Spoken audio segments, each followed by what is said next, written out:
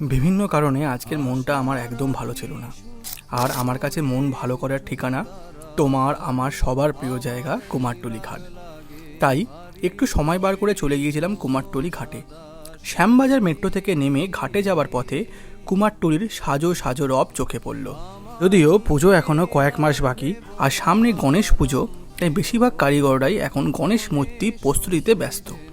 দেখো ইনি কি সুন্দর করে সাজাচ্ছেন। এরপর এগলি ও গলি পার করে চলে এলাম ঘাটে। গঙ্গার তীরের একটা দোকান থেকে প্রথমেই নিয়ে নিলাম একবার চা। বাঙালি বলে কথা, মাটির ভাঁড়ের চা সাথে গঙ্গার প্রবাহমান স্রোত মনে সব কষ্ট বয়ে নিয়ে চলে যায়। জীবনটা একার, আমরা একাই এসেছি, একাই যাব। মাঝে যারা আসবেন তারা ক্ষণিকের অতিথি। দূরে দেখলাম ভাটার টানে একটা নৌকো বয়ে চলেছে। স্থির দৃষ্টিতে এক মনে দেখতে থাকলাম। ভাবছিলাম মাঝিকে বলবো, ও মাঝি কই যাও, আমাকেও নিয়ে যাও। ভাবছিলাম, ভাবতেই থাকলাম। ফিরতে তো হবে নাকি, সংসারের মায়া থোড়াই কাটাতে পেরেছি। ফেরার পথে মায়ের দর্শন করলাম, বসলাম ওখানে কিছুক্ষণ। এবার মনটা আরও হালকা লাগলো।